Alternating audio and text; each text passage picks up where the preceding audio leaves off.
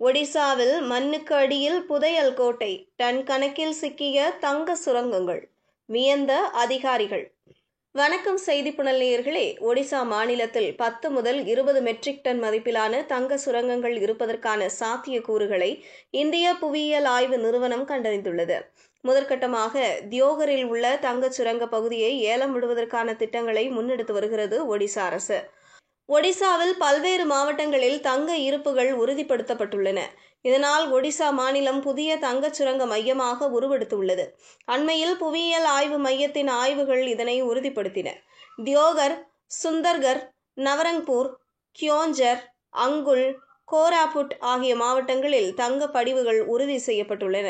மயூர்பஞ்ச், மல்காங்கிரி, சம்பல்பூர், பவுத் ஆகிய பகுதிகளில் ஆய்வுப் பணிகள் தொடர்ந்து நடக்கின்றன. கடந்த மார்ச் மாதம் சுரங்கத்துறை அமைச்சர் விபூதி பூஷன் ஜெனா இந்த கண்டுபிடிப்புகளை உறுதிப்படுத்தினார். ஒடிசா சட்டமன்றத்தில் இந்த தகவல் பொதுவெளியில் வெளியிடப்பட்டது. இது தொடர்பான அதிகாரப்பூர்வ மதிப்பு இன்னும் வெளியிடப்படவில்லை. இருப்பினும் ஆய்வாளர்கள் 10 முதல் 20 மெட்ரிக் டன் வரை இருப்பு இருக்கலாம் என மதிப்பிடுகின்றனர். இது இந்தியாவின் தங்க இறக்குமதி அளவுகளுடன் ஒப்பிடும்போது அதிகம் கிடையாது. ஆனாலும் கணிசமான முக்கியத்துவம் வாய்ந்தது. கடந்த ஆண்டில் இந்தியா சுமார் 700 முதல் 800 மெட்ரிக் டன் தங்கத்தை இறக்குமதி செய்தது. 2020 நிலவரப்படி நாட்டின் உள்நாட்டு தங்க உற்பத்தி மிக குறைவாகவே இருந்தது. ஆண்டுக்கு 1.6 டன்னாக மட்டுமே உள்நாட்டு தங்கம் கிடைத்தது. ஒடிசாவின் இந்த கண்டுபிடிப்பு இந்தியாவின் தங்க இருப்பை பெரிய அளவில் மாற்றாது.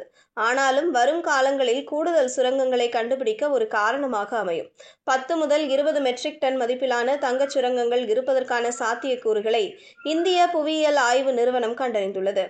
இந்த தங்க படிவுகள் உறுதிப்படுத்தப்பட்டு அதை எடுப்பது சாத்தியமானால் பிராந்திய வளர்ச்சியை ஊக்குவிக்கும்.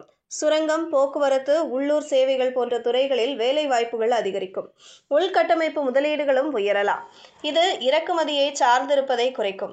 இருப்பினும் குறிப்பிடத்தக்க அளவில் மாற்றம் இருக்காது. இது ஒடிசாவின் கனிம ஏற்றுமதியை பல்வகைப்படுத்தும். ஒடிசா ஏற்கனவே இந்தியாவின் குரோமைட்டில் 96% கொண்டுள்ளது. பாக்சைட்டில் 52%, இரும்பு தாதுவில் 33% இருப்புகளை ஒடிசா கொண்டுள்ளது. இந்த கண்டுபிடிப்பு இந்தியாவின் சுரங்கத்துறையில் ஒடிசாவின் நிலையை மேலும் வலுப்படுத்தும். தாதுவின் தரம், பிரித்தெடுக்கும் திறனை தீர்மானிக்க ஆய்வுகள் தேவை. ஆய்வக பகுப்பாய்வுகளும் முடிக்கப்பட வேண்டும். வணிக ரீதியான சாத்தியக்கூறுகளை மதிப்பிட தொழில்நுட்ப குழுக்கள் கூட வேண்டும். MMDR சட்ட வழிகாட்டுதல்களின்படி வெளிப்படையான சுரங்க தொகுதி ஏலங்கள் நடத்தப்பட வேண்டும். சுற்றுச்சூழல், சமூக தாக்க மதிப்பீடுகளும் மேற்கொள்ளப்பட வேண்டும். சுரங்க நடவடிக்கைகளுக்கு தேவையான சாலைகள், மின்சாரம், நீர் போன்ற உள்கட்டமைப்பை மேம்படுத்துவதும் முக்கியம். இதுபோன்ற செய்திகளை தெரிந்து கொள்ள செய்திப்புணலுடன் இணைந்திடுங்கள்.